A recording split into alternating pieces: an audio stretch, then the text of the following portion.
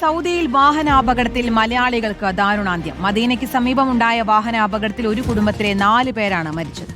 മലപ്പുറം മഞ്ചേരി വെള്ളില സ്വദേശി അബ്ദുൾ ജലീൽ, ഭാര്യ തസ്ന, മകൻ ആദിൽ, ജലീലിന്റെ മാതാവ് മൈമൂനത്ത് എന്നിവരാണ് മരിച്ചത്.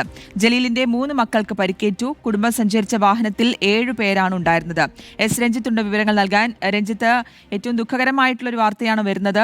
7 പേരുണ്ടായിരുന്നു ആ വാഹനത്തിൽ എന്നാണ് മനസ്സിലാക്കുന്നത്. 4 പേരുടെ മരണം. മറ്റുള്ളവർക്ക് എങ്ങനെയുണ്ട്? കീർത്തന, തീർച്ചയായും അതീവ ദുഃഖകരമായ വാർത്തയാണ് സൗദി അറേബ്യയിൽ നിന്ന് പുറത്തു വരുന്നത്. മദീനയ്ക്ക് സമീപം ഉണ്ടായ വാഹനാപകടത്തിൽ 4 മലയാളികൾക്കാണ് ജീവൻ നഷ്ടമായത്. മരിച്ച എല്ലാവരും ഒരു കുടുംബത്തിലെ അംഗങ്ങളാണ്. മലപ്പുറം മഞ്ചേരി വെള്ളില സ്വദേശി അബ്ദുൾ ജലീലിന് 52 വയസ്സായിരുന്നു പ്രായം.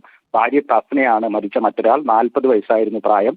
മകൻ ആദില്, 14 വയസ്സുള്ള ആദിലും മരിച്ചു. ജലീലിന്റെ മാതാവ് മൈമനൂത്ത് എന്നിവരാണ് മരിച്ചത്. ഈ മൈമനൂത്തിന് 73 വയസ്സായിരുന്നു പ്രായം. ജിദ്ദയിൽ ജോലി ചെയ്യുന്ന അബ്ദുൾ ജലീലും കുടുംബവും മക്കയിലെത്തി ഉംറ നിർവഹിച്ച ശേഷം മദീന സന്ദർശനത്തിന് പുറപ്പെട്ടപ്പോഴായിരുന്നു ഈ ദാരുണമായ അപകടമുണ്ടായത്.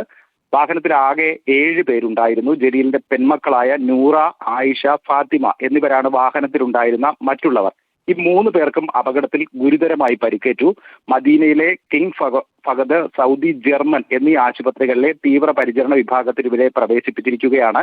ഈ കുടുംബം സഞ്ചരിച്ച വാഹനം ലോറിയുമായി കൂട്ടിയിടിച്ചാണ് അപകടമുണ്ടായത്. അപകടത്തിൽ വാഹനം പൂർണ്ണമായും തകർന്നു. ജിദ്ദ മദീന റോഡിൽ വാദി ഫഹറ എന്ന സ്ഥലത്ത് വെച്ചായിരുന്നു അപകടമുണ്ടായത്. വർഷങ്ങളായി ജിദ്ദയിൽ ജോലി ചെയ്തു വരികയായിരുന്നു അബ്ദുൾ ജലീൽ. നാട്ടിലായിരുന്ന കുടുംബം സന്ദർശന വിസയിൽ അടുത്തിടെയാണ് ജിദ്ദയിൽ എത്തിയത്. മരിച്ച 4 പേരുടെയും മൃതദേഹം ഇപ്പോൾ മോർച്ചറിയിൽ സൂക്ഷിച്ചിരിക്കുകയാണ്.